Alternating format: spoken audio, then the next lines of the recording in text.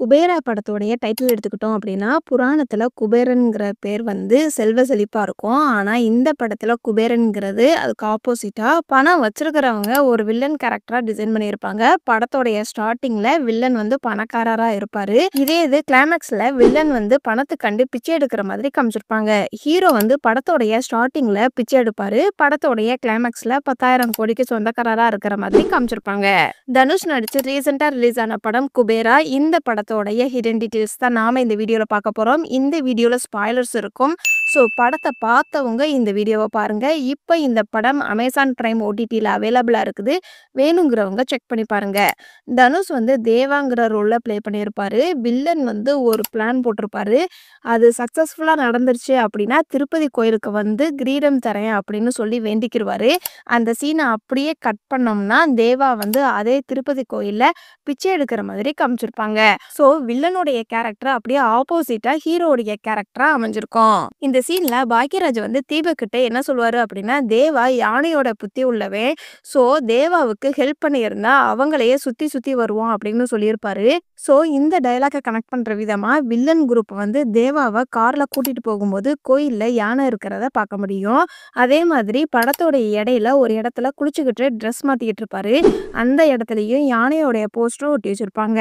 இந்த டயலாக் கூட இன்னொரு சீன்ஸும் கனெக்ட் ஆகும்.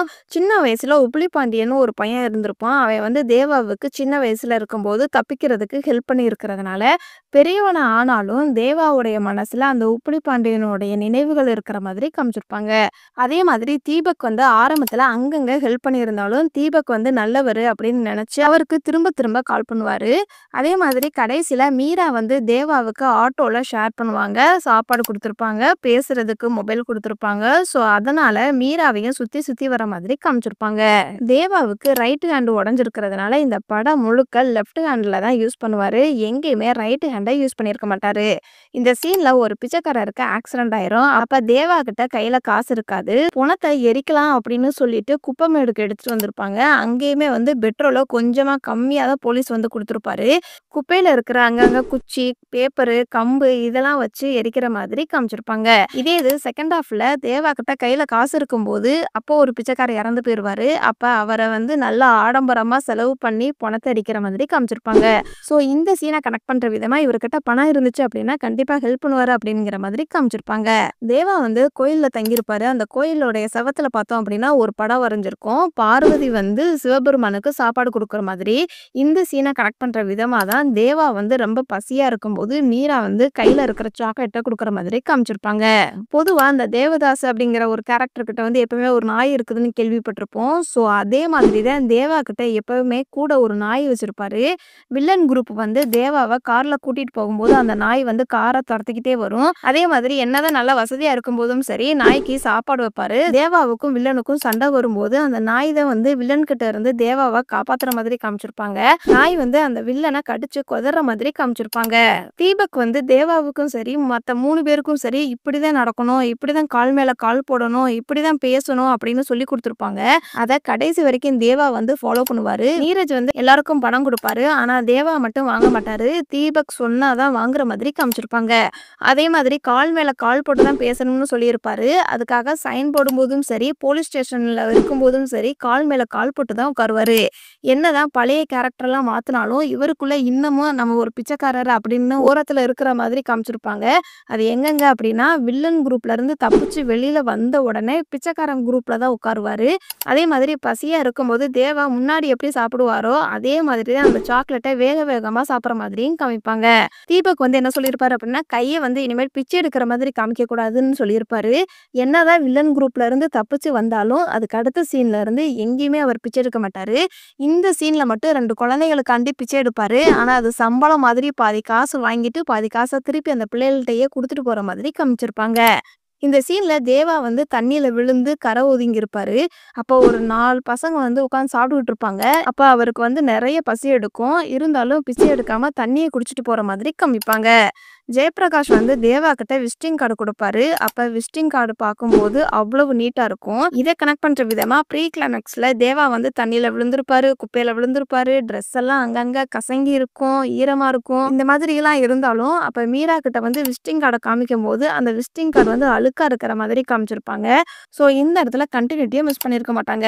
தேவா வந்து ஒரு கோயில்ல சாமி கும்பிட்டுட்டு ஒரு இடத்துல உட்கார்ந்து கல் அடுக்கி வச்சுக்கிட்டு இருப்பாரு. இத பெரும்பாலும் தமிழ்நாட்டுல வீடு கட்டுறதுக்காண்டி இந்த மாதிரி ஒரு சில கோயில்கள்லாம் வைப்பாங்க. இல்லன்னா ஒரு நல்ல விசேஷம் நடக்கணும் அப்படிங்கிறதுக்காண்டி இந்த மாதிரி கல்லடிக்க வைப்பாங்க.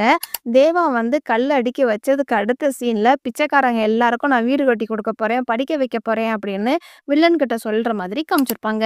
நாகார்ஜுனன் வந்து தீபக்ங்கிற ரோல்ல ப்ளே பண்ணியிருப்பாரு. நீரஜ் வந்து பிசினஸ பத்தி சொல்லிக்கிட்டு இருப்பாரு. பணத்தை எப்படியெல்லாம் மாத்தலாம், அப்படியெல்லாம் மாத்தலாமா, இப்படி மாத்தலாமா அப்படின்னு சொல்லிட்டு இருப்பாரு. அப்ப தீபக் வந்து ஒரு பேப்பர் எடுத்து சிபிஐ ஆபீசர் மாதிரி கேள்வி கேட்டுட்டு அப்படியே நோட் பண்ண ஆரம்பிப்பாரு.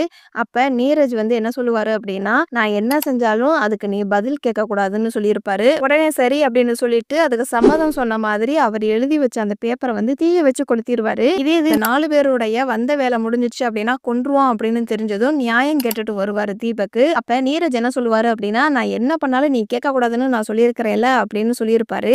அப்ப சிகரெட் பத்த வைக்கிறதுக்காண்டி லைட்டர் யூஸ் பண்ணுவாரு. லைட்டர் வந்து ஒர்க் ஆகாது. அந்த லைட்டர் ஒர்க் ஆகாது மூலமா இனிமேல் என்னால உன் பேச்ச கேட்க முடியாது அப்படிங்கிற மாதிரி சிம்பாலிக்கா ஆடியன்ஸ்க்கு கன்வே பண்ணியிருப்பாங்க. தீபக்கோடைய ஃபேமிலி அவுட்டிங் வந்திருப்பாங்க. அப்போ ஒரு பிச்சைக்காரர் வந்து சாப்பிட்றதுக்காண்டி ஏதாவது ஒன்று கொடு அப்படின்னு கேட்கும்போது அவருடைய பொண்ணு வந்து ஹெல்ப் பண்ணும். அப்ப தீபக் வந்து என்கரேஜ் பண்ற மாதிரி காமிச்சிருப்பாங்க. ஸோ இந்த சீன் மூலமா இந்த 4 பேர் மேல தீபக்குக்கு வந்து ஒரு இறக்கம் இருக்குது அப்படிங்கிற மாதிரி காமிச்சிருப்பாங்க. கேளு வந்து இறந்து போகும்போது தீபக்கு தெரியாது. ஸோ கேளு கிட்ட 2-3 வார்த்தை பேசுவாரு இறந்து போகிறதுக்கு முன்னாடி.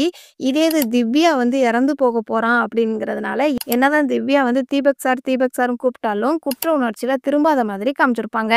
தேவா அக்கௌண்ட்ல இருந்து பணம் டிரான்சாக்ஷன் பண்ணும்போது டிரான்சாக்ஷன் ஃபெயில்டுன்னு வந்துடும். இதே இது கேளுடைய அக்கௌண்ட்ல இருந்து பணம் டிரான்சாக்ஷன் ஆகும்போது டிரான்சாக்ஷன் சக்சஸ்ன்னு வர்றதை இந்த ஒரு சீன் மூலமா பார்க்க முடியும். தீபக் வந்து என்னதான் ஒன் ஆஃப் த வில்லனா இருந்தாலும் பொண்ணுங்க விஷயத்துல ரொம்ப ஸ்ட்ரிக்டா இருக்க ட்ரை பண்ணுவாரு. மீரா கிட்ட விசாரிக்கும் போது மீரா வந்து ஃப்ரெண்டு வீட்டுல இருப்பா. அந்த நேரத்துல ரயில்வே ஸ்டேஷனுக்கு நீ ஏன் வந்த அப்படின்னு கேட்குற அந்த ஒரு கேள்வி வந்து மீராவுக்கு கஷ்டமா இருக்கும் சொல்றதுக்கு. அப்போ ஓகே ஃபேமிலிக்கு தெரியக்கூடாதுன்னு நினைக்கிறாங்க போல அப்படின்ட்டு தனியா கூப்பிட்டு விசாரிப்பாரு.